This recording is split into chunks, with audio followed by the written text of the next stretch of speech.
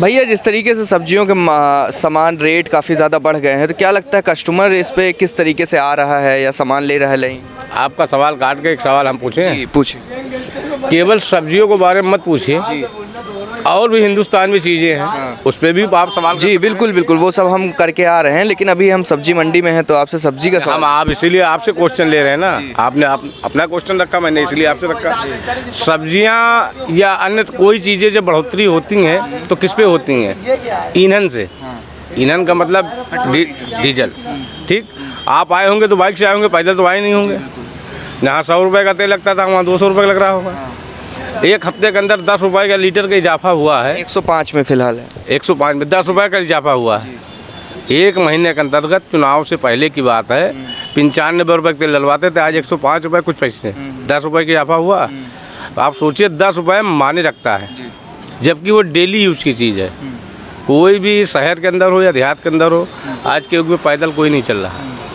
हर व्यक्तिगत के पास अपना वाहन है, और वाहन से 100 में 90% कारोबार होते हैं।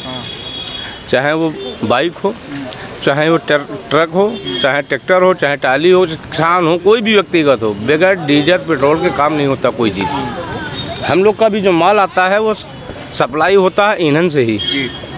किसान अगर खेत में डीजल से ही काम करता है, अगर वो अपने देहात से माल को लाएगा रोड के ऊपर तो टाली ट्रैक्टर से ही लाएगा, अन्यथा या पिकअप से लाएगा, तो उसमें भी ईंधन लगेगा ना। तो आखिर जो खर्च आता है वो किसान कहाँ रखेगा? रखेगा तो हमारी आपके ऊपर ना, ऐसा तो है नहीं कि अपने जेब से दे देगा। तो यही सब सवाल हैं।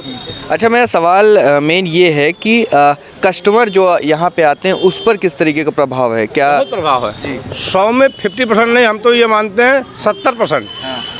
कारोबार ये समझ लीजिए, कोई भी आदमी, छोटे तबके का आदमी ये समझ लीजिए कि 250-400 रुपया कमाता है, जो घर जाते जाते उसके जेब में 1 रुपया नहीं बचते।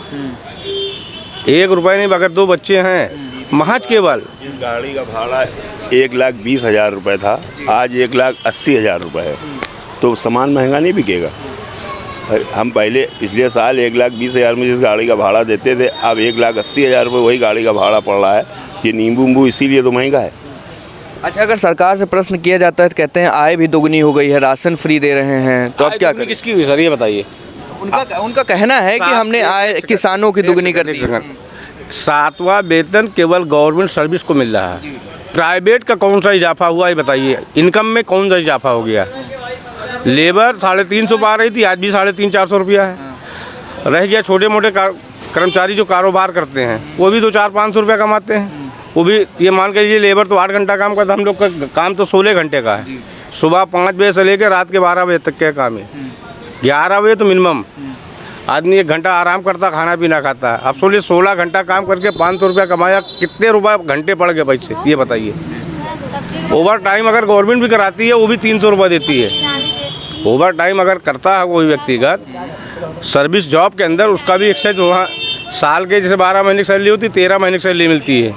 अगर वो अपनी छुट्टी बरकरार रखता है तो, अब छुट्टी ले लिया तो बात ही खत्म। यहाँ तो कोई उम्मीद ही नहीं भाई साहब। 16 घंटा काम करने के बाद भी आजकल घर पटरी पे नहीं चल रहा, ये सुन लीजिए, वो सिस्टम है। तो ये मानते हैं कि आजकल आदमी उस हिसाब से खा रहा है कि क्या चीज़ सस्ता है। जैसे मान लीजिए कि अगर उन्हें आलू लेना है या फिर भिंडी की सब्जी खानी लेना है, वो 250 ग्राम लेता है।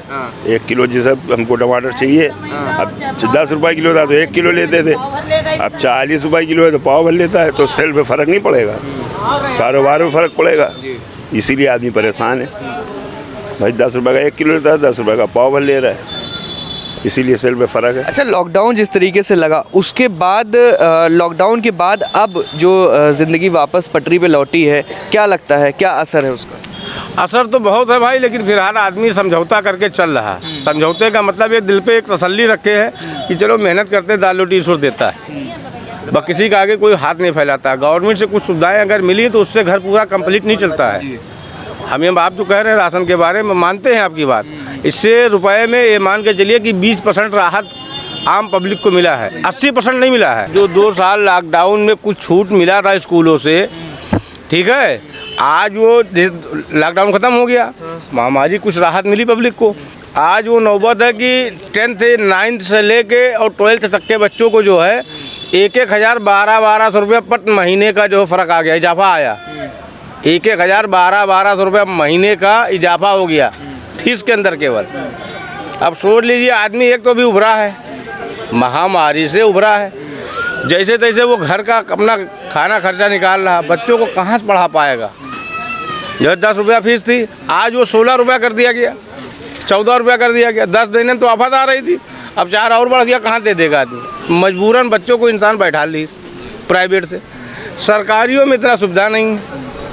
अब ये बच्चा इंग्लिश मीडियम से अगर पढ़ा हुआ है तो उसको सरकारी कॉलेज में आप एडमिशन दीजिएगा, बच्चा सीधे कहेगा हमारा बेकार है यहाँ, क्योंकि मैंने 6 साल यहाँ इंग्लिश मीडियम से पढ़ा, वहाँ जाके हमको समझ में नहीं आएगा, साल बेकार हो जाएगा। हमारी बेटी ने खुद ये बात कही कि हमने बेटा क्या नाम है इसमें करा लो, सरकारी में। कहने लगी पापा तुम्हारा पढ़ाना ही बेकार है, फिर इससे बेहतर हमको बैठा रखो। अच्छा, सरकारी स्कूलों की व्यवस्था उतनी ठीक ठाक नहीं है? अगर ठीक होती तो क्यों पब्लिक भागती? अगर ठीक होती व्यवस्था तो क्यों पब्लिक प्राइवेट में भागती है, बताइए। सुविधाएं अगर सरकारी स्कूलों में अगर मिलता तो क्यों पब्लिक भागती? जो गरीब आदमी है, 1000 2 4 हज़ार रुपया महीने या 10,000 रुपये महीने का आमदनी है, तो सीधे कहता है मेरा बच्चा यहाँ पढ़ना चाहिए। जब वहाँ सुविधा नहीं है, किसी चीज़ की सुविधा ही नहीं है, शिक्षा तो दूर की बात है, शिक्षा तो बहुत दूर की बात हो गई, वहाँ सुविधाएं ही नहीं है। लड़कियाँ आदमी कैसे भेजता है? जहाँ सुविधा होती है, जहाँ एक संतुष्टि होती है कि मेरी बेटी यहाँ सुरक्षित रहेगी, वहाँ भेजेगा आदमी। भले अपने आप को कम में गुजारेगा, लेकिन वहाँ भेजेगा, ना कि ऐसी जगह भेजेगा वहाँ बच्चे में हमेशा दिल लगा रहे कि मेरी बेटी अभी आई नहीं है।